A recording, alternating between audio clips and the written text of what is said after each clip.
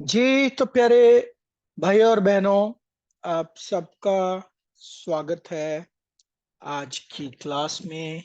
आज के विषय में हम परमेश्वर के अनुग्रह से पहुंच गए हैं लेसन नंबर 41। लेसन नंबर 41, 41,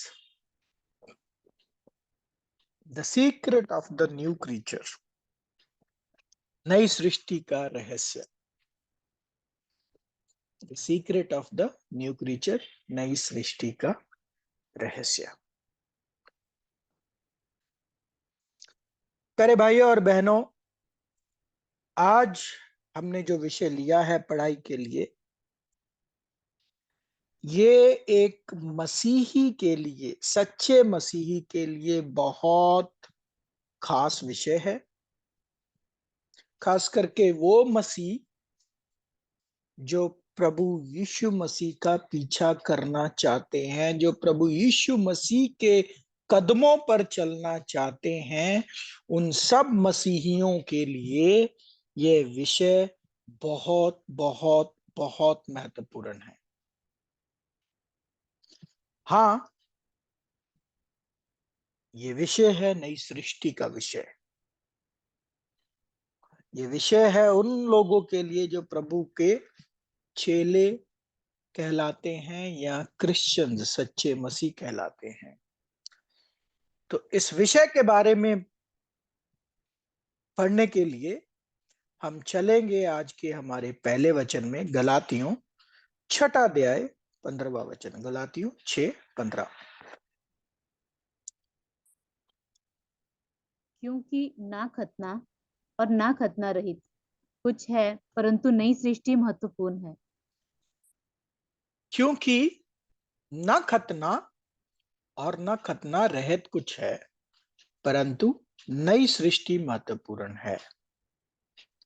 देखिए, प्रेरित पौलुस इस वचन में क्या बोल रहे हैं? बोल रहे हैं कुछ फर्क नहीं पड़ता कि आप अगर यहूदी हो या अन्य जाति हो। फर्क इस चीज से पड़ता है कि आप नई सृष्टि हो या नहीं। तो प्रभु यीशु मसीह में कोई फर्क नहीं पड़ता आप कौन सी बैकग्राउंड से हो। आप यहूदी हो या अन्य जातियों में भी आप किसी भी जाति से हो, कुछ फर्क नहीं पड़ता है। फर्क इस चीज से पड़ता है कि क्या आप नई सृष्टि हो या नहीं हो। अब प्रश्न ये है कि ये नई सृष्टि क्या चीज है, और दूसरा प्रश्न ये कि ये विषय मसीहियों के लिए इतना इंपॉर्टेंट या इतना महत्वपूर्ण क्यों है। आज के विषय में हम यही बात को डिटेल में पढ़ेंगे और समझेंगे। तो चलो पहले चलते हैं अब उस वचन की ओर जो हमने पहले भी पढ़ा था, लेकिन आज उसको डिटेल में पढ़ेंगे। कि निकोदेमुस नाम का आदमी प्रभु के पास आता है और पूछता है कि स्वर्ग में जाने का क्या रास्ता है। तो प्रभु उसको एक्सप्लेन करते हैं। चलो उस घटना को, उस बातचीत को हम पढ़ते हैं वचन में से। यूहन्ना 3 अध्याय 3 वचन। यीशु ने उसको उत्तर दिया, मैं तुझसे सच सच कहता हूँ, यदि कोई नए सिरे से ना जन्मे तो परमेश्वर का राज्य देख नहीं सकता। तो प्रभु ने निकोदेमुस को उत्तर दिया कि जब तक कोई नए सिरे से नहीं जन्म लेता, वह परमेश्वर के राज्य में दाखिल नहीं हो सकता। अब प्रभु यीशु मसीह के कहने, इन शब्दों का मतलब क्या था, उनके कहने का मतलब क्या था? ठीक है, इस बात को प्रभु ने 5वें वचन में बताया कि उनके कहने का मतलब क्या था। पढ़िए। यीशु ने उत्तर दिया, मैं तुझसे सच सच कहता हूँ, जब तक कोई मनुष्य जल और आत्मा से ना जन्मे तो वह परमेश्वर के राज्य में प्रवेश नहीं कर सकता। तो प्रभु यीशु मसीह जो पैदा होने की, जन्म लेने की बात कर रहे हैं फिर से, वो जन्म मतलब माँ की कोख से ना होके, बल्कि पानी और आत्मा से जन्म लेने की बात कर रहे हैं।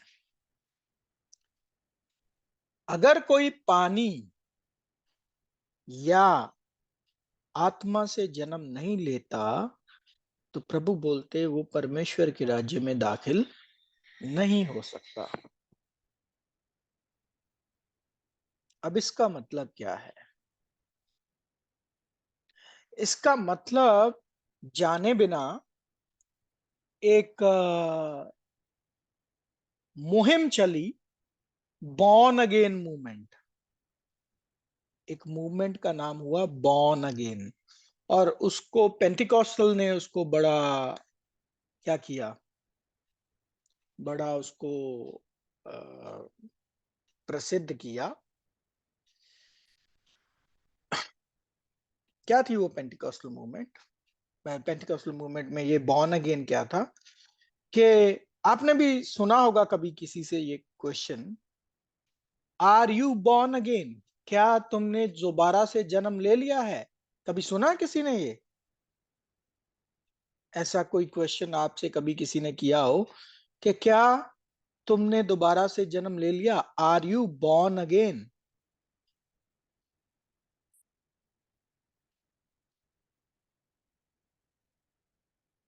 चैट पे लिख के आंसर दे सकते हैं। कभी इस प्रश्न का किसी ने आप में से सामना किया? Are you born again? Okay. और किसी ने?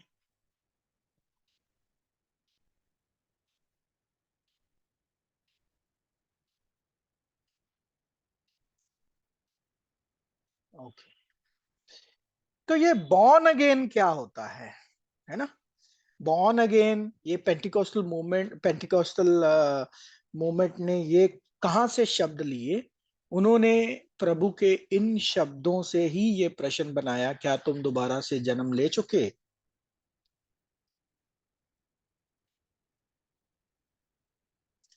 तो इसका मतलब पता क्या समझा लोगों ने, या मसीहियों ने? इस बॉर्न अगेन का मतलब समझा, दोबारा से जन्म लेने का मतलब समझा, कि पानी में बपतिस्मा तुम्हारा हो गया है या नहीं हो गया है। अगर पानी में बपतिस्मा तुम्हारा हो गया, तो यू आर बॉर्न अगेन।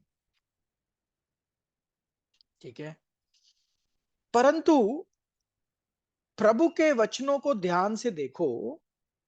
उन्होंने बोला कि जब तक जल और आत्मा, जल और आत्मा, तो पेंटिकॉस्टल मूवमेंट ने इसका मतलब पता क्या समझा, कि जब आप पानी से बपतिस्मा लेते हो और जब आपको पवित्र आत्मा मिलता है, तो मतलब आपका जन्म हो गया। ऐसा कुछ कॉन्सेप्ट, मतलब वो बोलते कि जी ऐसा कुछ कॉन्सेप्ट है कि जल और पानी से, सॉरी, जल और आत्मा से कि बपतिस्मा लिया और पवित्र आत्मा मिल गई, तो आप बॉर्न अगेन हो गए। जी।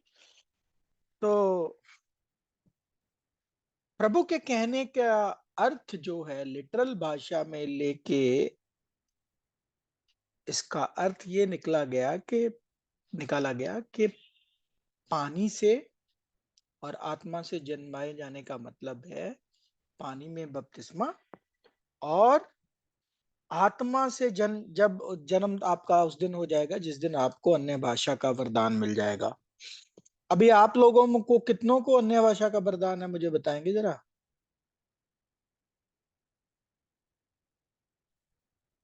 आप लोगों में से कितनों को अन्य भाषा का वरदान है?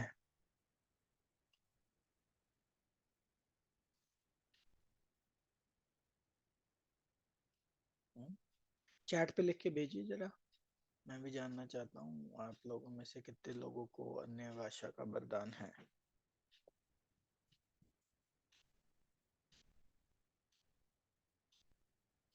जी जल्दी, जल्दी जल्दी, है या नहीं है? आप जल्दी जरा जवाब देंगे तो हम जल्दी जाएंगे।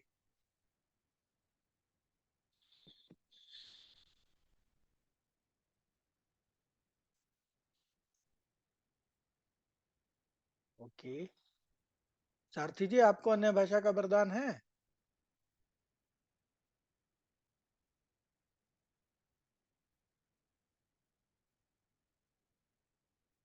किसी को भी नहीं है?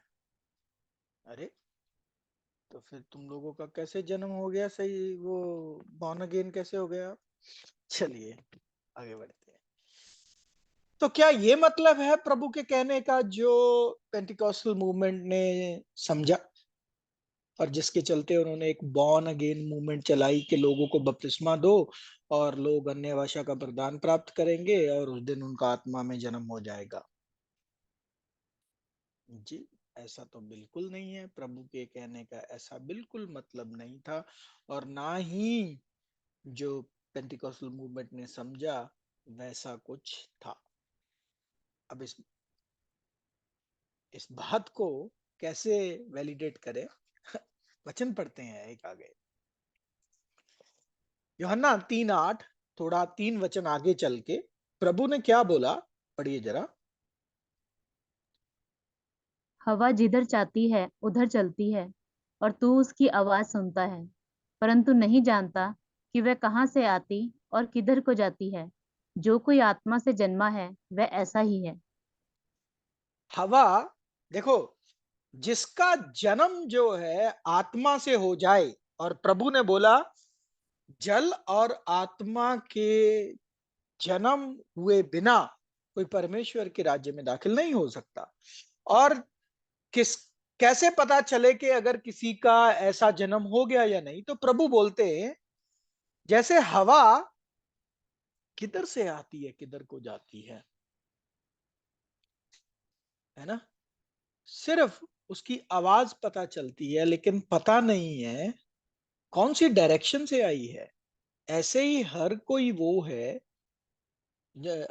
वो जो आत्मा से पैदा होता है वैसा है। मतलब हवा के जैसा, किधर से आई किधर गई कुछ पता नहीं। तो मेरे प्यारे पेंटिकोस्टल मूवमेंट के भाइयों से अगर ये क्वेश्चन किया जाए कि भाई तुम लोगों को तो हम देख सकते हो कौन सी दिशा से आए और कौन सी दिशा से गए, तुम लोग तो हवा के जैसे नहीं हो ना, है ना? उनको तो हम देख सकते हैं, तो फिर वो आत्मा से जन्मे हुए कैसे हो सकते हैं? मान लो अगर कोई अन्य भाषा बोलने वाला भी हो, तो वो आत्मा से जन्मा हुआ कैसे हो सकता है ना? तो जो आत्मा से पैदा हो जाते हैं उनकी परिस्थिति प्रभु यीशु मसीह ने 60वें वचन में बताई है कि वो हवा और आंधी के जैसे हैं, जो जिद किधर से आती है किधर को जाती है पता नहीं चलता। इसका मतलब क्या? हवा में दो चीजें होती हैं, एक तो वो दिखती नहीं, नंबर एक इनविजिबल, और नंबर दो शक्तिशाली। हवा में इतनी शक्ति होती है कि वो चीजों को बहा ले जाती है। तो क्या हमारे पेंटिकॉस्टल मूवमेंट के भाई बहन ऐसे हैं? उनमें ये दो चीजें हैं, एक तो वो दिखते नहीं है, दूसरा वो शक्तिशाली है? ऐसा तो नहीं है। तो प्रभु ने इधर यूहन्ना 3 अध्याय में निकोदेमुस से बात करते हुए क्या बात समझाने की कोशिश की है? ये बात का आइडिया है ही नहीं, है ही नहीं। ये क्या बात है? प्रभु साफ साफ इधर बोल रहे हैं कि जो आत्मा से पैदा हो जाते हैं वो आंधी हवा के जैसे हैं। और ये बिल्कुल विपरीत है उसके जो अन्य भाषा बोलते हैं या अन्य भाषा बोलने वाले, क्योंकि वो तो दिखाई देते हैं। प्रभु के कहने का मतलब क्या था? याद रखो, प्रभु एक फरीसी से बात कर रहे थे, और ये निकोदेमुस फरीसी बिलीविंग फरीसी था, नंबर एक। और नंबर दो, छुप के प्रभु के पास आया। छुप के प्रभु के पास आया और आके पूछा क्वेश्चन। क्या पूछा? पढ़िए, यूहन्ना 3:1-3।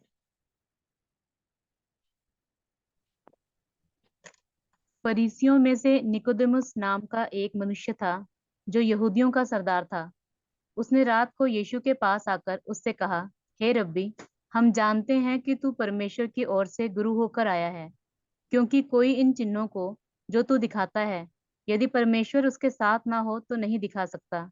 यीशु ने उसको उत्तर दिया, मैं तुझसे सच सच कहता हूँ, यदि कोई नए सिरे से ना जन्मे तो परमेश्वर का राज्य देख नहीं सकता। तो ये जो फरीसी था, ये अलग फरीसी था। ये प्रभु यीशु मसीह पर विश्वास भी करता था, और धीरे धीरे धीरे धीरे विश्वासी भी बन गया। इसीलिए इसका सबूत इसने दिया कहां पे पता है? जब प्रभु यीशु मसीह की बॉडी क्लेम करनी थी और बॉडी को वो करना था, तो वो जो जोसेफ था ना, जोसेफ अरमेतिया का, उसके साथ जो दूसरा बंदा था प्रभु की बॉडी क्लेम करने के लिए, या प्रभु की बॉडी के साथ, वो निकोदेमुस था। तो ये सबूत है कि निकोदेमुस धीरे धीरे धीरे धीरे उसमें हौसला आ गया था एक्सेप्ट करने का, कि यस, प्रभु यीशु मसीह ही मसीहा है। प्रभु यीशु मसीह पे वो विश्वास करता था। उनकी क्रूसिफिक्शन के बाद का वाक्य हम पढ़ते हैं सबूत के तौर पर, यूहन्ना 19वां अध्याय 38 से लेकर 40 वचन। इन बातों के बाद अरमतियाह के यूसुफ ने, जो यीशु का चेला था परंतु यहूदियों के डर से इस बात को छिपाए रखता था, पिलातुस से विनती की कि मैं यीशु के शव को ले जाऊं। और पिलातुस ने उसकी विनती सुनी और वह आकर उसका शव ले गया। निकोदेमुस भी, जो पहले यीशु के पास रात को गया था, 50 सेर के लगभग मिला हुआ गंधरस और एलवा ले आया। तब उन्होंने यीशु के शव को लिया और यहूदियों के गाड़ने की रीति के अनुसार उसे सुगंध द्रव्य के साथ कफन में लपेटा। देखिए, तो निकोदेमुस और जोसेफ दोनों ने मिलकर प्रभु की बॉडी को कब्र में रखा, यहूदी रीति रिवाज के मुताबिक।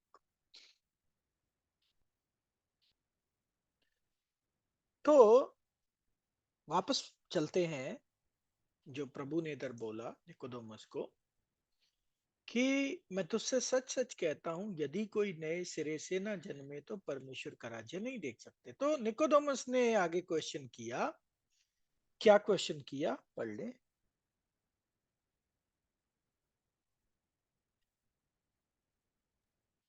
कि निकोदेमुस से कहा, मनुष्य जब बूढ़ा हो गया तो कैसे जन्म ले सकता है?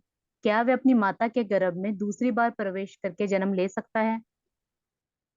तो निकोदेमुस ने प्रभु से काउंटर क्वेश्चन किया, कैसे हो सकता है ये? क्या दोबारा माँ की कोख में जाना है? दोबारा से पैदा होना है? तो निकोदेमुस ने प्रभु के सामने ये क्वेश्चन रखा। प्रभु यीशु मसीह इन वचनों में, या ये जो बात बोल रहे हैं, उसमें उनमें प्रभु यीशु मसीह ने ऐसी बात बोली जो निकोदेमुस भी नहीं समझ सका।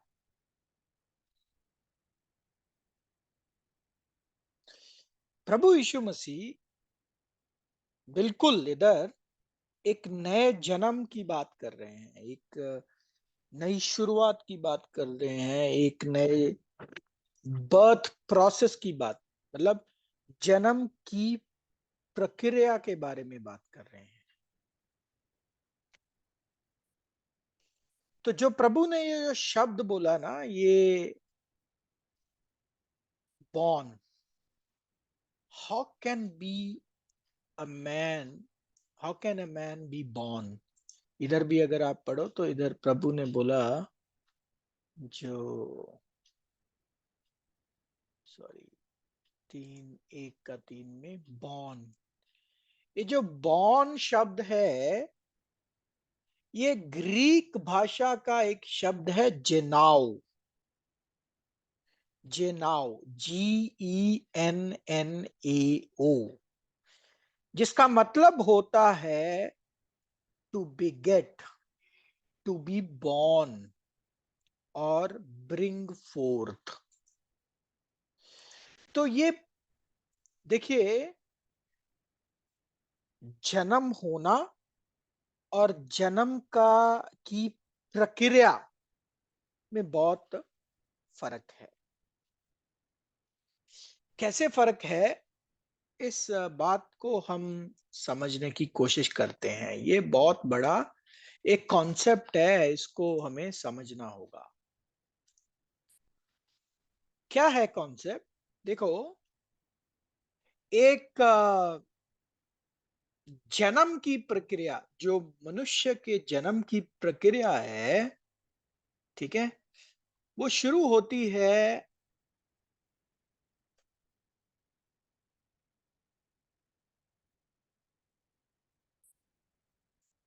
कितना कितना टाइम लगता है एक बच्चा पैदा होने के लिए? 9 महीने, राइट?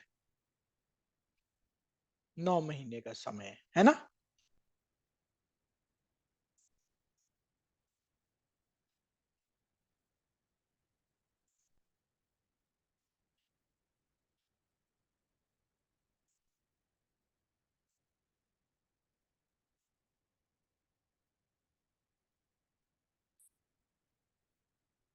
तो ये जो 0 से लेकर 9 महीने का समय है, इस पीरियड को बोलते हैं प्रोसेस।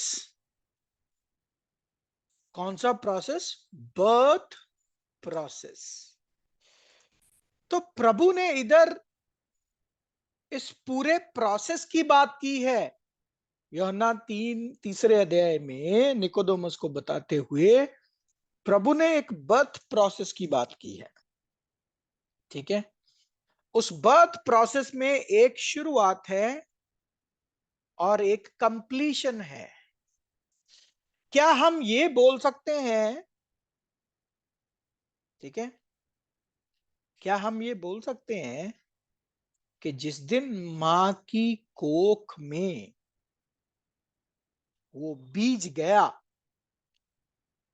उस दिन वो बच्चा पैदा हो गया? क्या हम ये बोल सकते हैं?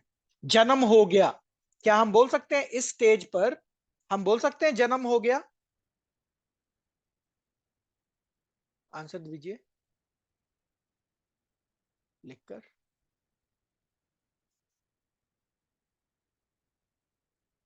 क्या बोल सकते हैं? जब मां के गर्भ में आ, एक जीवन की शुरुआत होती है, एक छोटे से बीज के जरिए, क्या हम बोल सकते हैं उधर की जो जन्म है वो हो गया है?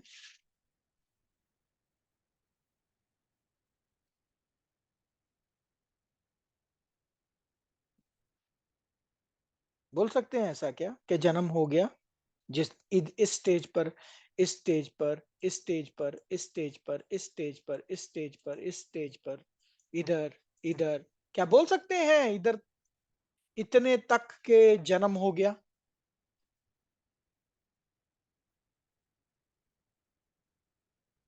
हाँ या ना तो लिख के भेजिए साहब।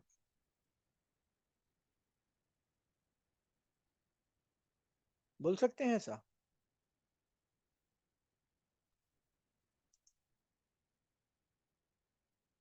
नहीं बोल सकते ना।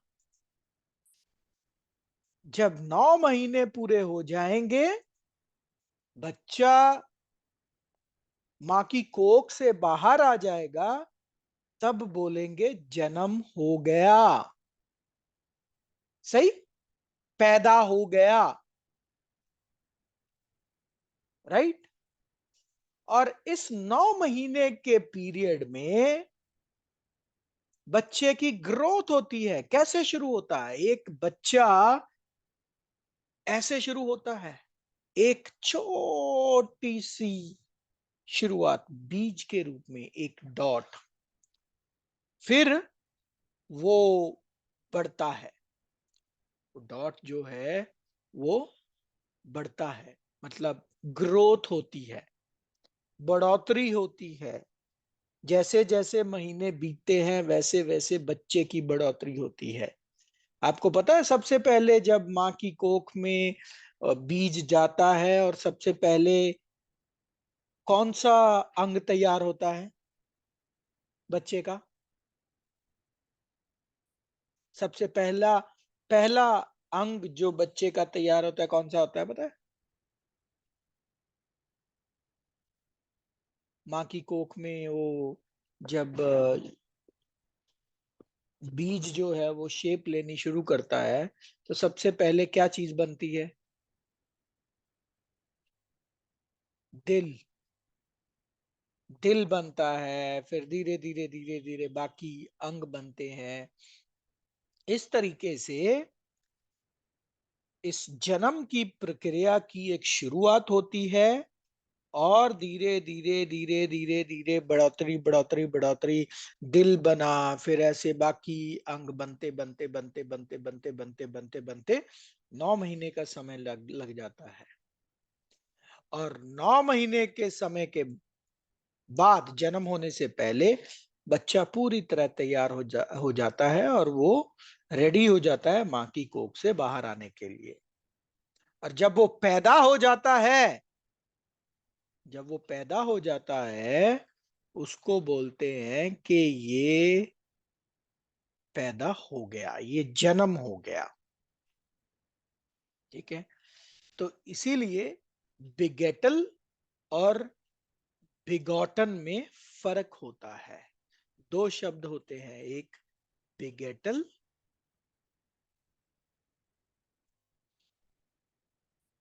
और दूसरा होता है बिगॉटन।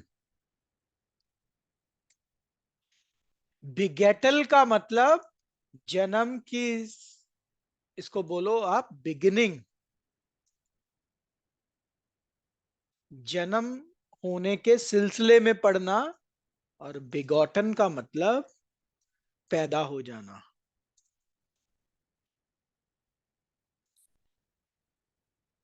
ठीक है।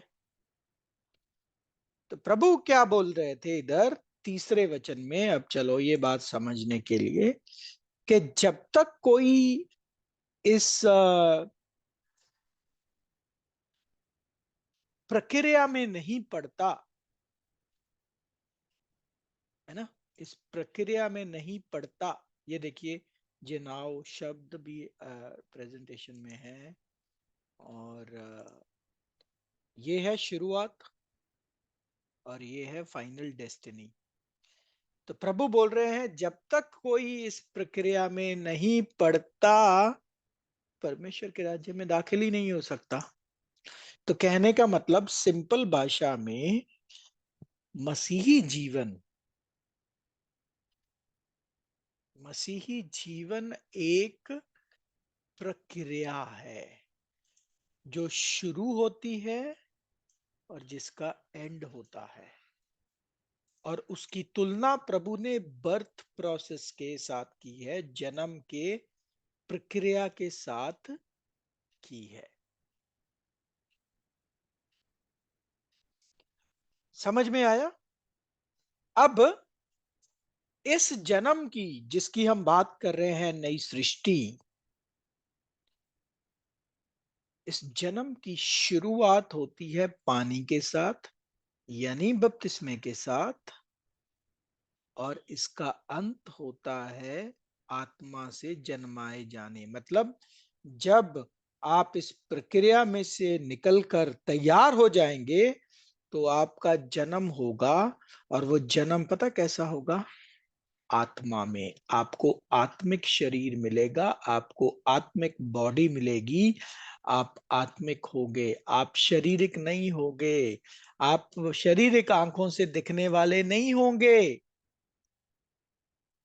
इसीलिए प्रभु ने बोला जो आत्मा से पैदा होता है ना, जो आत्मा से पैदा हो जाए, जो इस प्रक्रिया से निकलकर पैदा हो जाता है, वो हवा की तरह होता है। मतलब क्या कि वो स्पिरिचुअल बॉडीज हैं, उनको देखा नहीं जा सकता, शक्तिशाली हैं, किधर से आए किधर से गए नहीं पता चलता।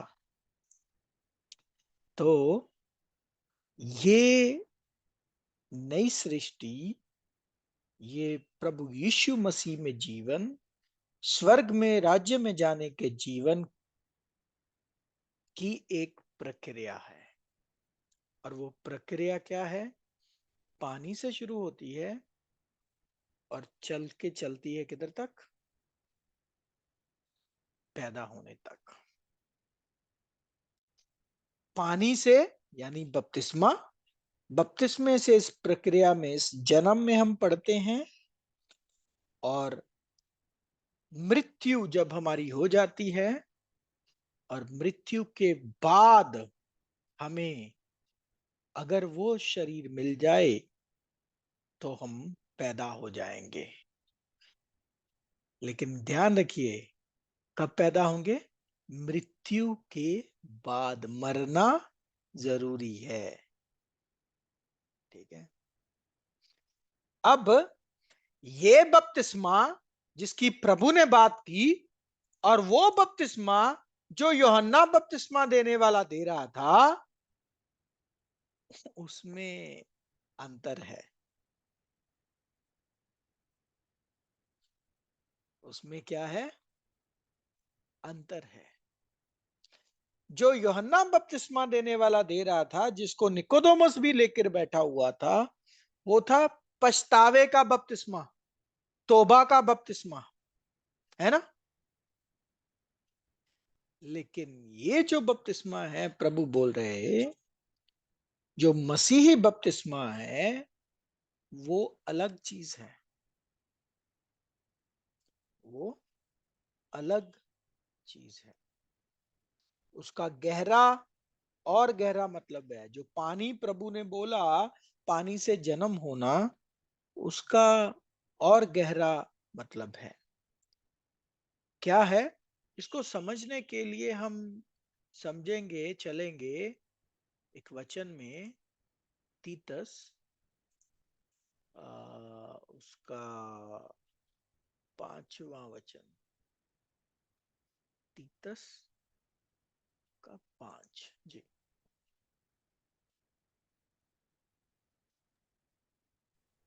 तो उसने हमारा उद्धार किया, और ये धार्मिक कामों के कारण नहीं जो हमने आप किए, पर अपनी दया के अनुसार नए जन्म के स्नान और पवित्र आत्मा के हमें नया बनाने के द्वारा हुआ।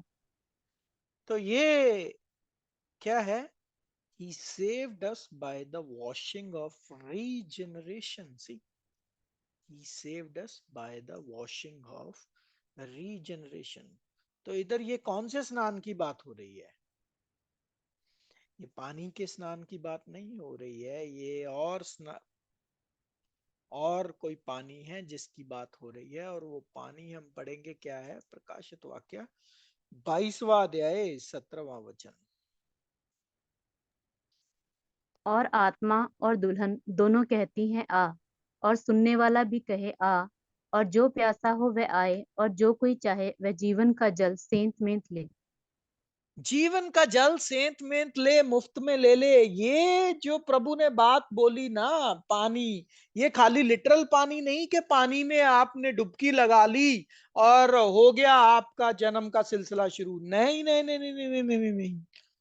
ये पानी जो है, ये वॉशिंग जो है, ये स्नान जो है, ये खाली लिटरल पानी का स्नान ही नहीं, बल्कि ये स्नान जीवन के उस जल के साथ है। जो जल क्या है? ये कौन सा जल है जो फ्री में ले लो? ये कौन सा पानी है जो हमें फ्री में मिलता है? ये पानी है यूहन्ना 17:17, तेरा वचन सत्य है। तो कहने का मतलब, जब तक आपके पास सत्य की समझ नहीं है, जब तक आप सत्य नहीं जानते,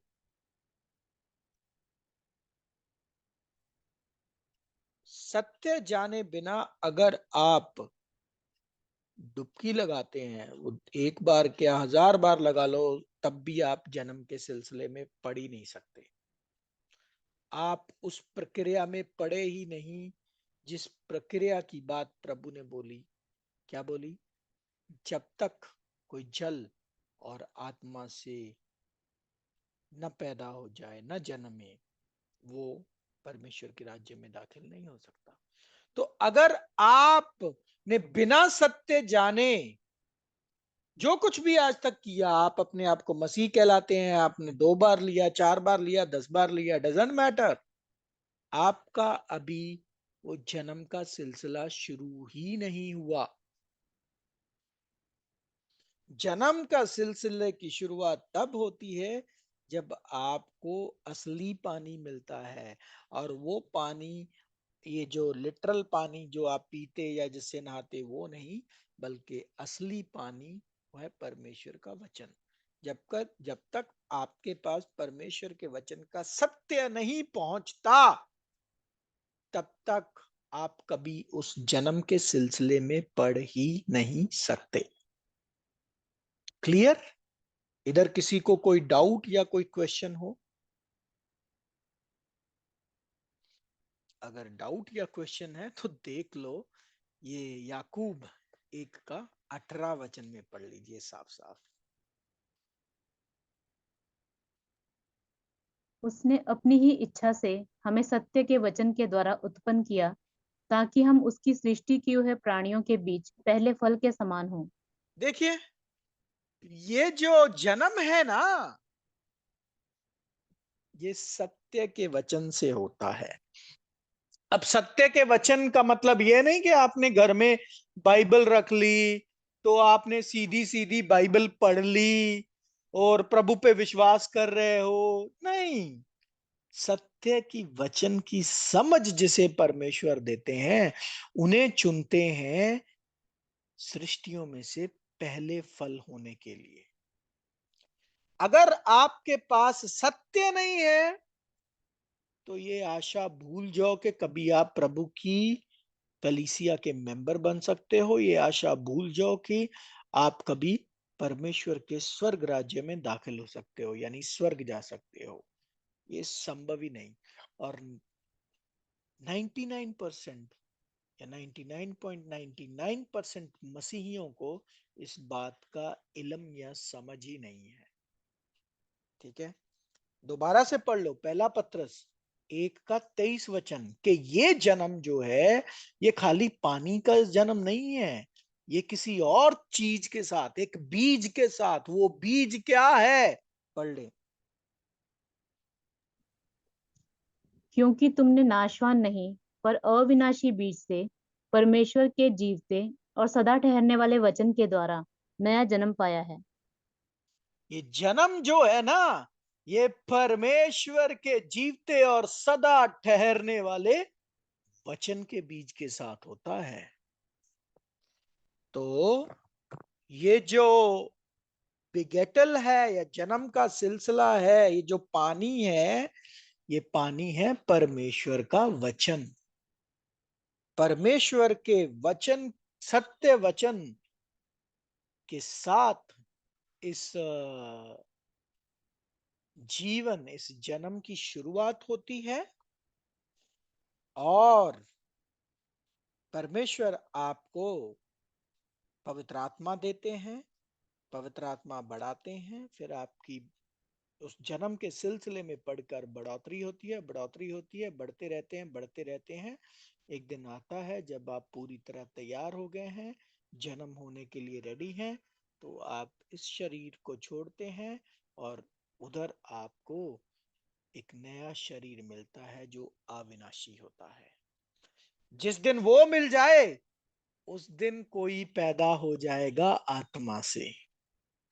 अभी तो सिर्फ आप जन्म, आपकी जिस दिन से आपने बपतिस्मा लिया यानी सत्य जानने के बाद, उधर से लेकर आपकी मृत्यु तक आप उस जन्म के सिलसिले में है। मृत्यु के बाद अगर आप जी उठे, कैसे?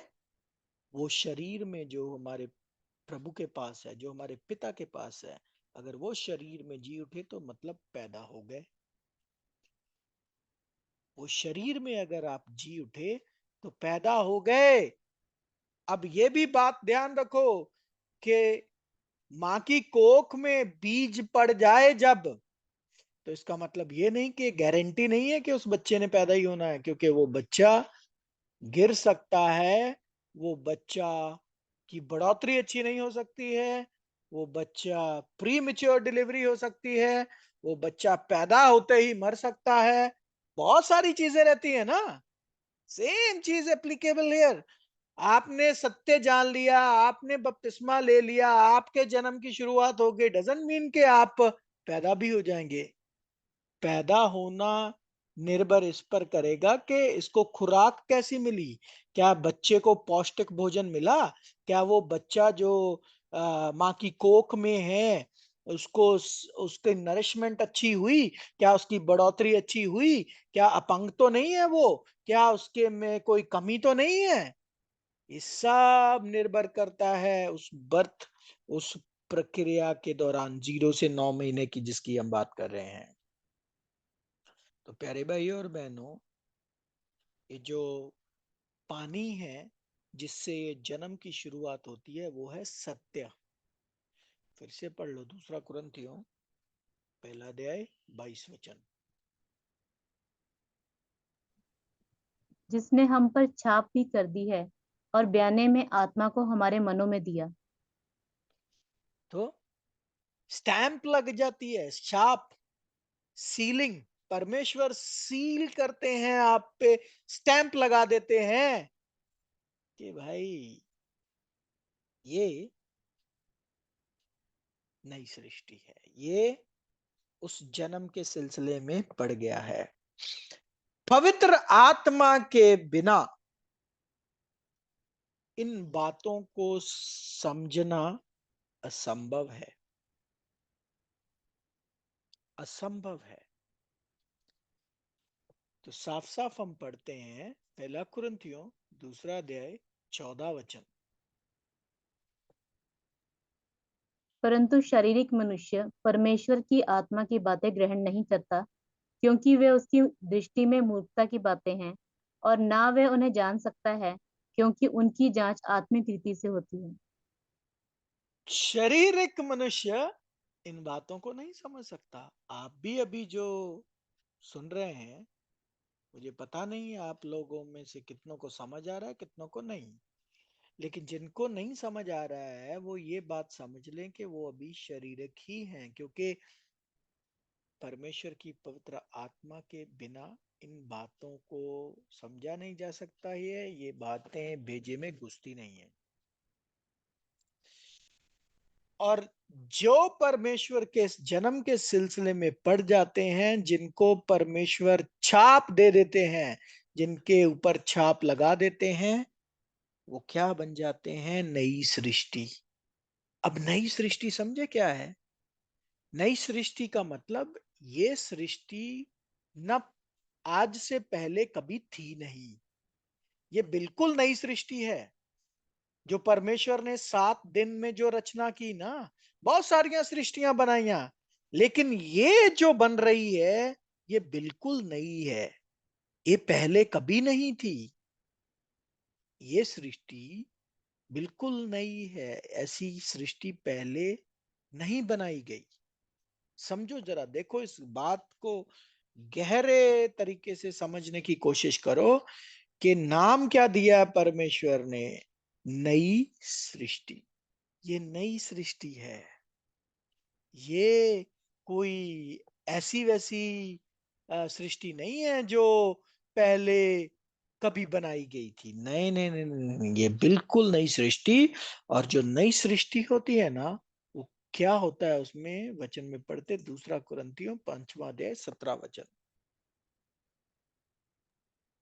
इसीलिए यदि कोई मसीह में है तो वह नई सृष्टि है, पुरानी बातें बीत गई हैं, देखो वह सब नई हो गई। तो अगर कोई मसीह में है, क्या है वो? नई सृष्टि। और नई सृष्टि के लिए पुरानी बातें जाती रही और सब कुछ नया हो गया है। अब इस बात को हमने समझा था लेसन नंबर 17, 18 और 19 में कि मसीही जीवन में या मसीही जीवन में बढ़ोतरी के 3 स्टेजेस हैं: बुलाए हुए, चुने हुए, वफादार। बुलाए हुए कौन? वो सारे लोग जो प्रभु यीशु मसीह पर विश्वास करते हैं, बाइबल पढ़ते हैं, तो वो है स्टेज बुलाए हुए। और ज्यादातर पानी से नहाए हुए। सब लोग ये पानी से नहाए। जो भी प्रभु पर विश्वास करता है वो पानी से तो नहाता ही है, यानी कि कहने का मतलब सो कॉल्ड बपतिस्मा लेता है, लेकिन वो बपतिस्मा नहीं होता है। ठीक है। तो ये लोग बाइबल पढ़ते हैं, प्रभु पर विश्वास करते हैं। यह है फर्स्ट स्टेज, विश्वासी बुलाए हुए। लेकिन बुलाए हुए सारे चुने हुए नहीं है। तो नेक्स्ट स्टेज है चुने हुए। चुने हुए वो हैं जो क्या करते हैं? एक कदम और आगे बढ़ते हैं। क्या? प्रभु यीशु मसीह के कदमों पर चलने का फैसला करते हैं, वाचा बांधकर। कौन सी वाचा? बलिदान की वाचा। कौन सी वाचा? बलिदान की वाचा।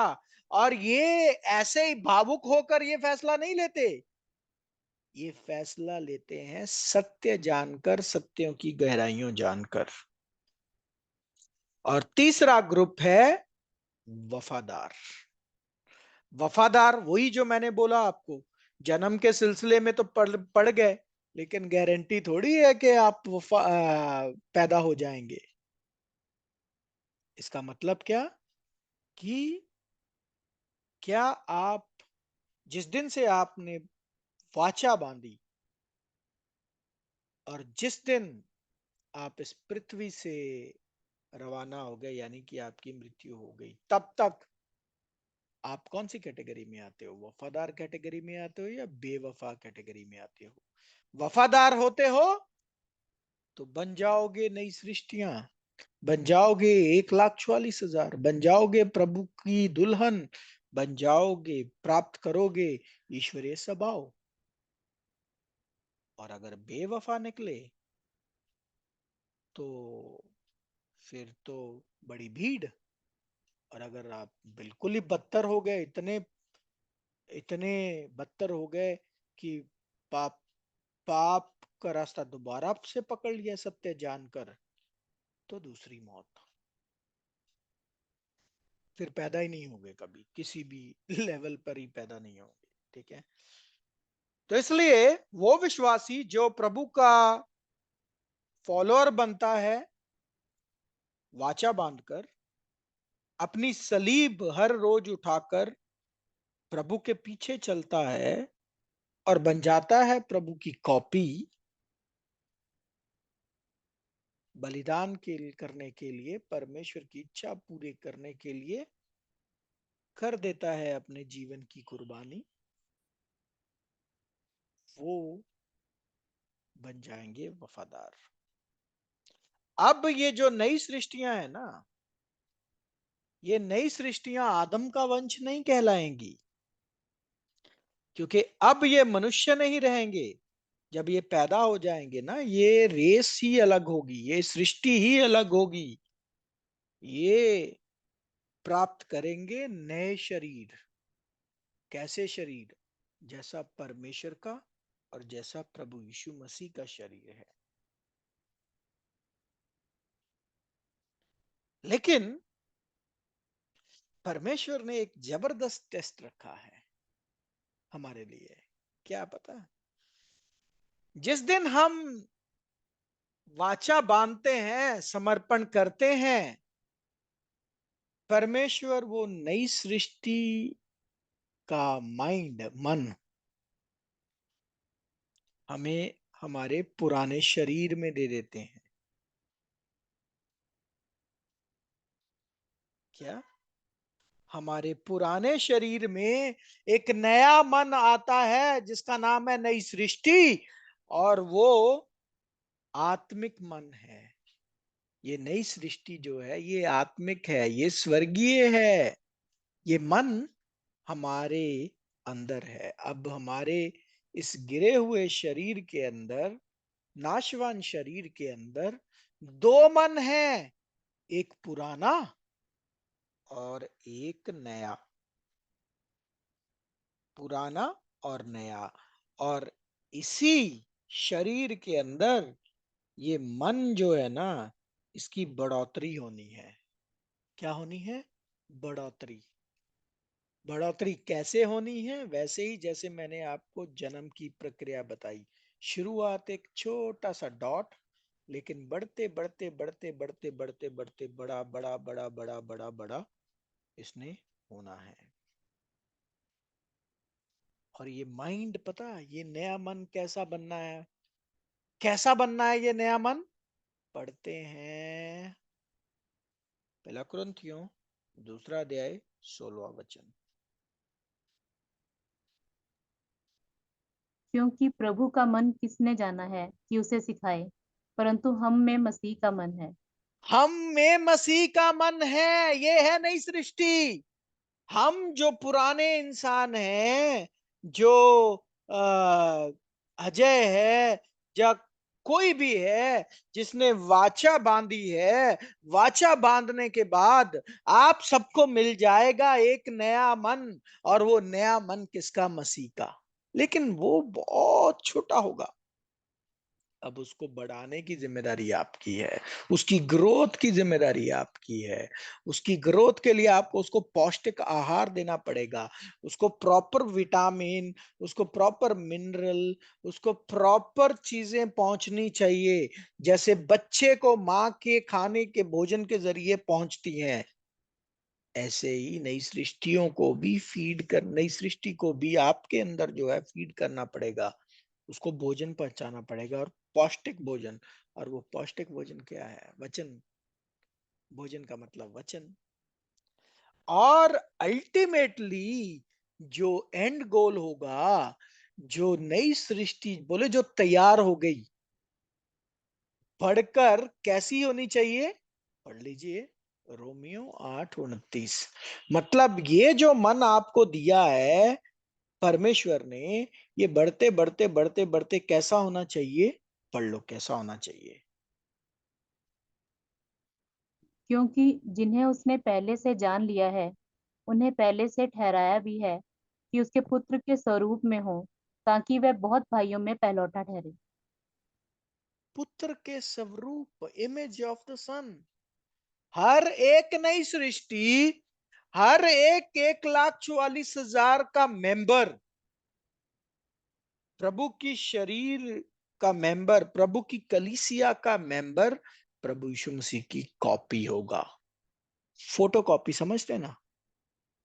फोटो कॉपी होगा। ये काम एक या दो या 5 या 10 दिन का नहीं है, या महीने का नहीं है, या 1 साल का नहीं है, या 2 साल का नहीं है। नहीं, ये काम आपके वाचा बांधने से लेकर मृत्यु तक का काम है। एक दिन भी आप वो नहीं कर सकते कि चलो कोई बात नहीं आज छुट्टी है। नहीं, शैतान आएगा, पता नहीं आपका फायदा उठा के कैसे निकल जाएगा। ठीक है? तो इसलिए ध्यान रखिए कि ये 1 2 4 दिन का काम नहीं है, ये जीवन भर का काम है। और इस जीवन भर के काम में, इस नई सृष्टि के लिए, जिस दिन से आपको ये नया मन मिल गया, मसीह का मन मिल गया, नई सृष्टि आपके पुराने खजाने, पुराने शरीर में मिल गई, उस दिन से सब कुछ क्या हो जाएगा? पढ़िए कैस क्या हो जाना चाहिए। दूसरा कुरिन्थियों 5:17। इसीलिए यदि कोई मसीह में है, तो वह नई सृष्टि है। पुरानी बातें बीत गई हैं, देखो वह सब नई हो गई। पुरानी बातें बीत गई, सब नई हो गई। अगर कोई प्रभु में नई सृष्टि है, देख लो ये बात। इसलिए यदि समझते हैं ना कंडीशन, यदि कोई नई सृष्टि मसीह में हो गई है तो वह क्या है? उसके लिए पुरानी बातें बीत गई, नई बातें सब नई हो गई। मतलब पुरानी मतलब सारी शारीरिक बातें खत्म और अब नई आत्मिक हो गई हैं। यानी कि उनके सपने, उनकी इच्छाएं, उनके मकसद, उनके एम्बिशंस पहले शारीरिक थे। मैं ये करना चाहता हूं या चाहती हूं, या वो मैं वो। अब नई सृष्टि बनने के बाद हमारे सपने स्वर्गीय हो जाएंगे, आत्मिक हो जाएंगे। हम आत्मिक बढ़ोतरी पर ज्यादा तवज्जो देंगे, शारीरिक चीजों पर या शारीरिक बढ़ोतरी पर नहीं। क्योंकि हम बन जाएंगे पृथ्वी पर यात्री, ऐसे यात्री जिनको नहीं पता कि किस दिन उनका समय आएगा और वो अपनी यात्रा स्वर्ग की ओर को निकलेंगे। तो ये नया मन जो है, जिसको हमने नई सृष्टि बोला, धीरे धीरे धीरे धीरे आपके शरीर को कंट्रोल करना शुरू करना चाहिए इसको।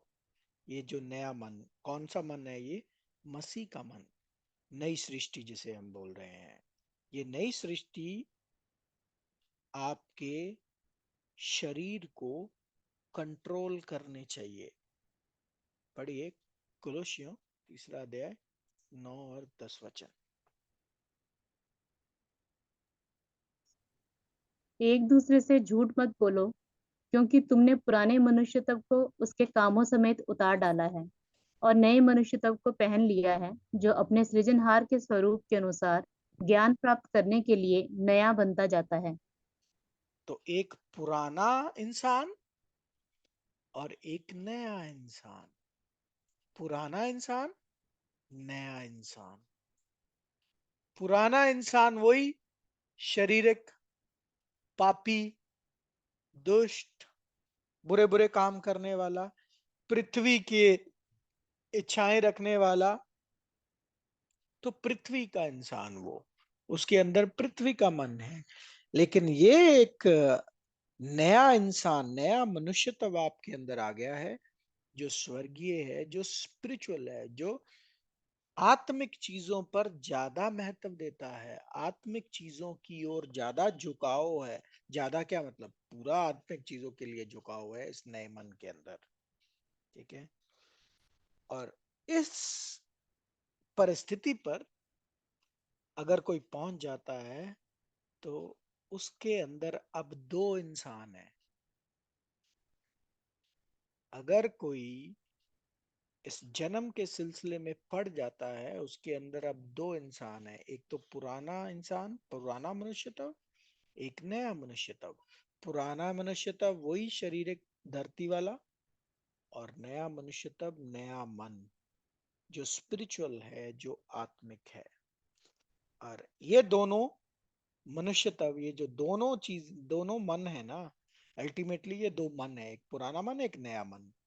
नया मन नई सृष्टि आत्मिक है, पुराना मन शारीरिक है। इन दोनों के बीच में अब लड़ाई शुरू होती है। और लड़ाई किस चीज की शुरू होती है पता है? पुराना मन बोलता है बॉडी को मैं कंट्रोल करूंगा, नया मन बोलता है नहीं नहीं नहीं नहीं, इसको मैं कंट्रोल करूंगा। और इन दोनों में होती है लड़ाई। पढ़िए गलातियों 5:17।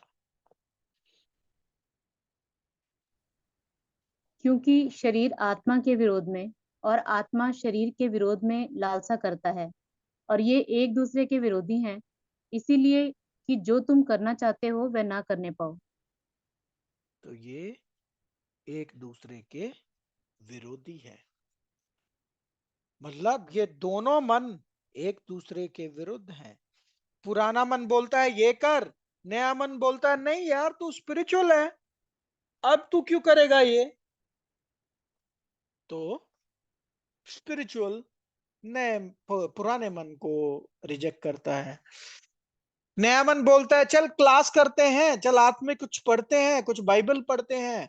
पुराना बोलता है अरे छोड़, यूट्यूब देखते हैं यार, अरे कोई प्रोग्राम देखते हैं और कुछ करते हैं, ऐसे टाइम वेस्ट करते हैं। तो ऐसे अब लड़ाई शुरू होनी, लड़ाई चलती है पुराने मन और नए मन के बीच में। और इस लड़ाई को और एक्सप्लेन किया है प्रेरित पौलुस ने दूसरा कुरिन्थियों 4 अध्याय 7 से लेकर 10 वचन।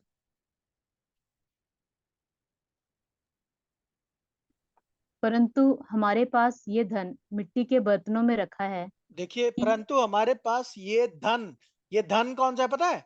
नया मन, नई सृष्टि। मिट्टी के बर्तनों में रखा है। मिट्टी का बर्तन क्या है? हमारा शरीर, ये जो शरीर नाशवान शरीर। हाँ जी। ये असीम सामर्थ्य हमारी ओर से नहीं वरन परमेश्वर ही की ओर से ठहरे। हम चारों ओर से क्लेश तो भोगते हैं पर संकट में नहीं पड़ते, निरुपाय तो हैं पर निराश नहीं होते, सताए तो जाते हैं पर त्यागे नहीं जाते, गिराए तो जाते हैं पर नाश नहीं होते। हम यीशु की मृत्यु को अपनी देह में हर समय लिए फिरते हैं कि यीशु का जीवन भी हमारी देह में प्रकट हो। देखिए, तो ये है कन्फ्लिक्ट, ये है लड़ाई। और सबसे बड़ी बात, ये स्ट्रगल कि पुराने शरीर में नया मन आ गया है। नाशवान, गिरे हुए पापी शरीर के अंदर है ये नया मन, नई सृष्टि। और ये है खजाना। तो ऐसा परमेश्वर ने इसलिए रखा ताकि हम साबित कर सके अपनी वफादारी। इसलिए एक सच्चे मसीही के जीवन में बहुत स्ट्रगल है। उस स्ट्रगल किस चीज के लिए है? सत्य के प्रति वफादार होने के लिए। शरीर आपको कुछ और बोलेगा, नया मन आपको कुछ और बोलेगा। इसीलिए प्रभु ने बोला था, तंग रास्ता, तंग रास्ता बहुत कम को मिलता है क्योंकि वो बहुत कठिन है। पढ़िए 7:14, मत्ती 7:14। क्योंकि संकरा है वह फाटक और कठिन है वह मार्ग जो जीवन को पहुंचाता है, और थोड़े हैं जो उसे पाते हैं। थोड़े हैं जो उसे पाते हैं, और जो पाते हैं उनके लिए प्रभु क्या बोलते हैं? मत्ती 24 अध्याय 13 वचन। परंतु जो अंत तक धीरज धरे रहेगा उसी का उद्धार होगा। तो जरूरी नहीं जिनको वो तंग रास्ता मिल गया तो मतलब समझो हो गया। नहीं नहीं नहीं नहीं नहीं नहीं। जो अंत तक धीरज धरे रहेगा वही उद्धार पाएगा, जो अंत तक जाएगा। ये 1 2 4 10 15 दिन की वफादारी या 1 साल की वफादारी, 5 साल की वफादारी नहीं, नहीं। ये धीरज, अंत तक धरे रहना है। फिर से पढ़ लो प्रकाशित वाक्य 3:21। जो जय पाए मैं उसे अपने साथ अपने सिंहासन पर बैठाऊंगा, जैसा मैं भी जय पाकर अपने पिता के साथ उसके सिंहासन पर बैठ गया। जो जय पाए, देखो, जीतने वाले के लिए इनाम है, हारने वालों के लिए इनाम नहीं है। तो ये जीतने वाले जो हैं इनकी गिनती 1,44,000 है, इससे ज्यादा नहीं है। ठीक है, चलो अब देखते हैं क्या बोलते हैं, ये बढ़ोतरी कैसे होती है। ये देखो, ये है पहली स्टेज जहां पे ये बीज गया सत्य का। ये है पुराना इंसान इतना बड़ा, ये है पुराना इंसान या पुराना मन, ये है नया मन। फिर क्या होता है? जब पौष्टिक भोजन पहुंचता है इधर, तो पुराना मन थोड़ा छोटा हुआ, नया मन बड़ा हुआ। फिर नया मन और बड़ा हुआ, नया मन और बड़ा हुआ, नया मन और बड़ा हुआ। जैसे जैसे नया मन बढ़ता जा रहा है वैसे वैसे पुराना मन छोटा होता जा रहा है। ऐस और एक समय पे आके दोनों ऐसे बराबर हो जाते हैं। फिर ये पूरा बन जाता है, और ये देखो पुराना मन छोटा सा इधर पड़ा, और इधर जब ए परिस्थिति आ जाती है कि पुराना मन बिल्कुल निग्लिजिबल हो गया है और नया मन बिल्कुल रेडी हो गया है, उधर होती है मृत्यु, और मिलती है आपको नया बॉडी, जो नई सृष्टि वाली बॉडी है। तो ये है प्रोसेस नए मन का, कैसे एक डॉट से शुरू होके, एक छोटे से बीज से, सत्य के बीज से शुरू होता है नया मन, और बढ़ता बढ़ता बढ़ता बढ़ता बढ़ता फिर आपकी बॉडी जब इस लेवल पर पहुंच जाता है ना, ये इस लेवल पर या इस लेवल पर भी या इस लेवल पर भी, फिर आपका कंट्रोल, आप स्पिरिचुअल हो गए, आपका शारीरिक चीजों, अपने शरीर पर कंट्रोल है, शारीरिक चीजों की ओर झुकाव कम है, आत्मिक चीजों की ओर झुकाव ज्यादा है। तो ये प्रोसेसेस क्या है, मैं बताता हूं। ये है वो समय जब आपको सत्य का बीज मिलता है, ये वो समय है जब सत्य के इस बीज के जरिए आप अपनी गलतियां, अपने पापों को ध्यान करते हो। ये वो स्टेज है जिसमें आप अपने बुरे कामों को छोड़ना शुरू करते हो। नेक्स्ट स्टेज है जब आप वाचा बांधते हो। वाचा बांधने के बाद फिर आप बिल्कुल आत्मिक होते हो। तो ऐसे चलते चलते चलते आप एक दिन क्या हो जाते हो, बिल्कुल तैयार हो जाते हो पैदा होने के लिए। तो मृत्यु होती है और नई सृष्टि बन जाती है। अब कैसे पता चले एक नई सृष्टि अगर कोई है, उसकी प्रोग्रेस के बारे में कैसे पता चले कि वो कैसे बढ़ रहा है, मतलब वो नई सृष्टि बढ़ रही है या नहीं बढ़ रही है, कैसे पता चले? इसके लिए एक मीटर है। वो मीटर क्या है, वो देखते हैं हम। वो मीटर है दूसरा पत्रस पहला अध्याय 5 से लेके 7 वचन। जी पढ़िए। इससे आप माप सकते हो कि आपकी नई सृष्टि का लेवल क्या है। जी। और इसी कारण तुम सब प्रकार का यत्न करके अपने विश्वास पर सद्गुण, और सद्गुण पर समझ, और समझ पर संयम, और संयम पर धीरज, और धीरज पर भक्ति, और भक्ति पर भाईचारे की प्रीति, और भाईचारे की प्रीति पर प्रेम बढ़ाते जाओ। तो देखिए, ये है मीटर। ये है आत्मा के वो फल, वो गुण, जिससे आप अपनी बढ़ोतरी देख सकते हो कि मैं कितना बढ़ रहा हूँ। और यही गलातियों 5 का 22 अध्याय में भी बताया गया है, पवित्र आत्मा के फल।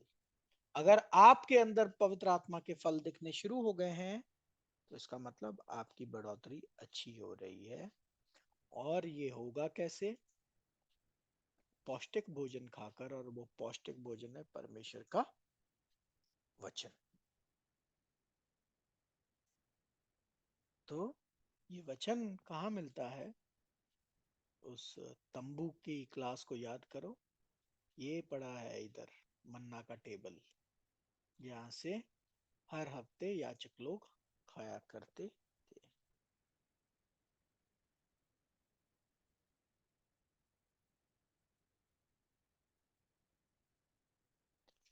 और प्रेरित पौलुस, सॉरी, प्रेरित यूहन्ना एक और बात के बारे में बात करता है, नई सृष्टियों की बढ़ोतरी के विषय को लेकर।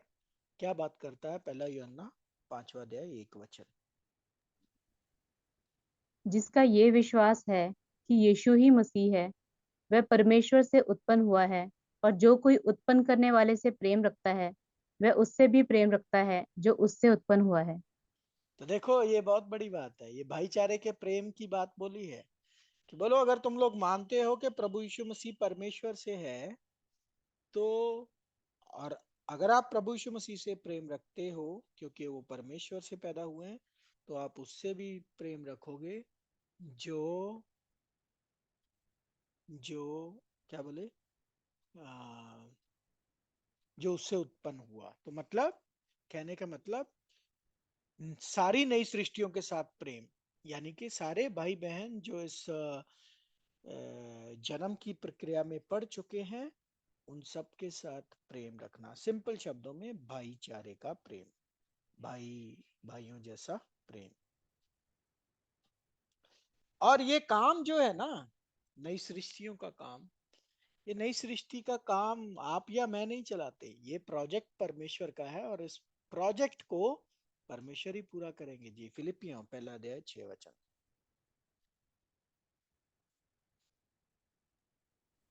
मुझे इस बात पर भरोसा है कि जिसने तुम में अच्छा काम आरंभ किया है, वही उसे यीशु मसीह के दिन तक पूरा करेगा। तो ये काम, ये नई सृष्टि का काम परमेश्वर शुरू करते हैं, और वही ठीक करेंगे। आपको तराशेंगे अच्छे से, जो नहीं चाहिए वो हटाएंगे, जो चाहिए उसको लगाएंगे। तो ऐसे ये काम परमेश्वर आप पर आप पर करेंगे। आप एक परमेश्वर के हाथ में प्रोजेक्ट हो, और उस प्रोजेक्ट का मकसद क्या है? पढ़िए फिलिपियों 2:13।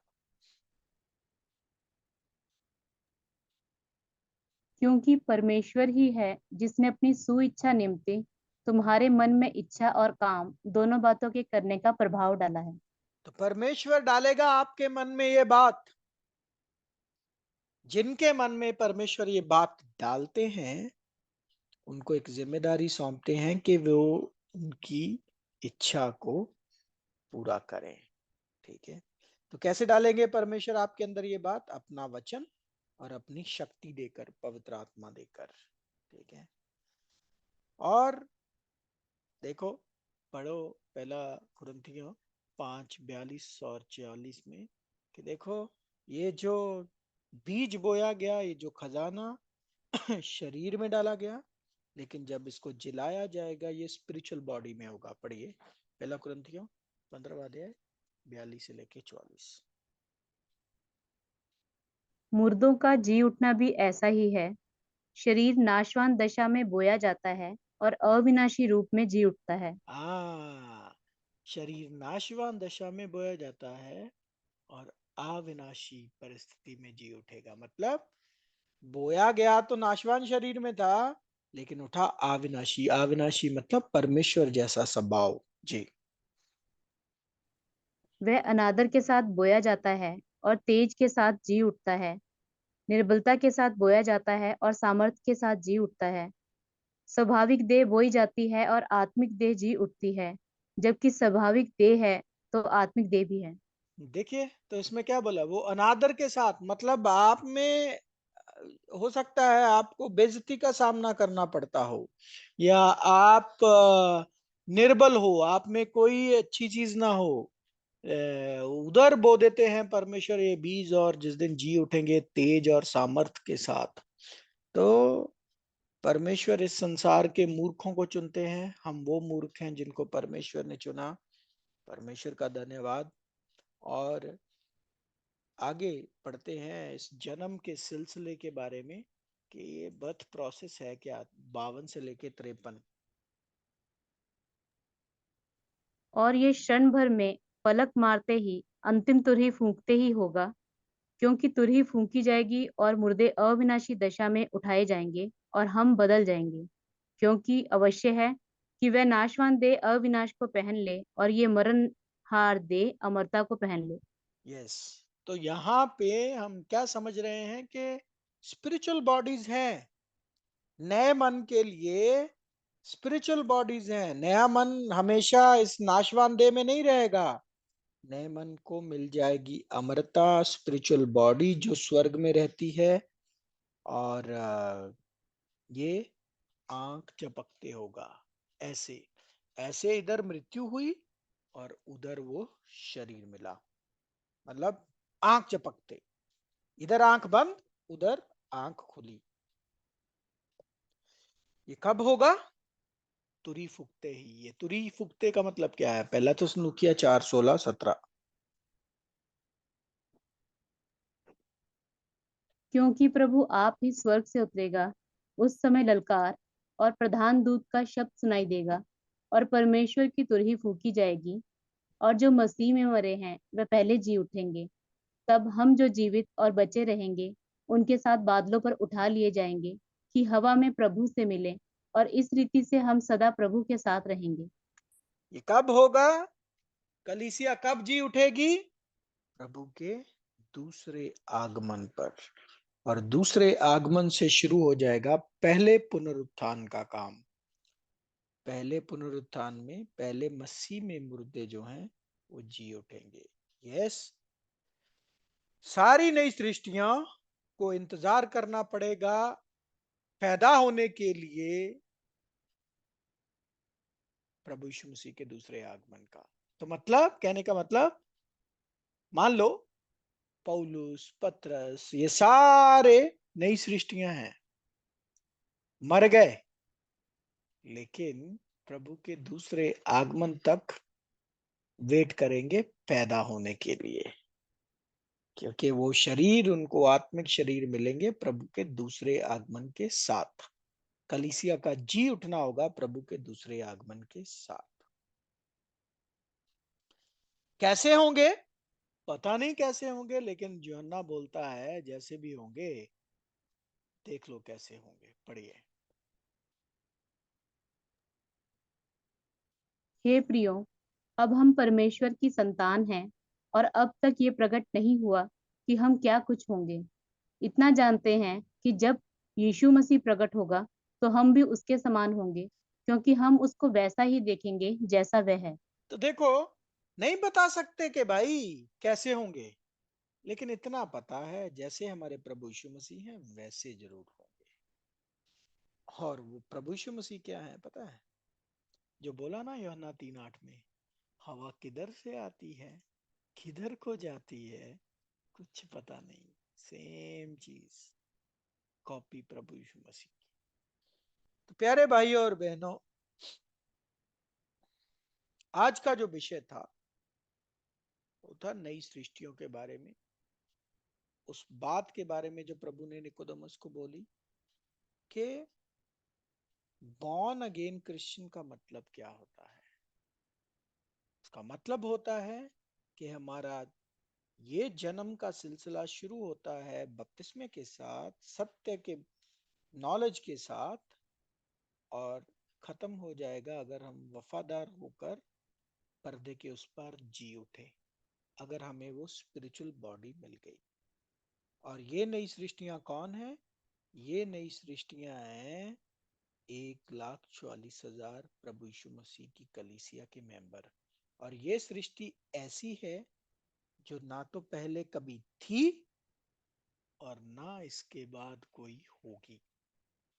इसी के साथ हमारा लेसन नंबर 41 खत्म होता है। परमेश्वर ही आप सबको अनुग्रह करें। अगले सप्ताह मिलेंगे प्रभु यीशु मसीह के दूसरे आगमन की विषय के साथ। 3 भाग में पढ़ाई करेंगे प्रभु यीशु मसीह के दूसरे आगमन के विषय के बारे में। तब तक परमेश्वर आप सब लोगों को आशीर्वाद दें। आपने अपना कीमती समय दिया, इसके लिए आपका thank you. Lord bless you all and amen.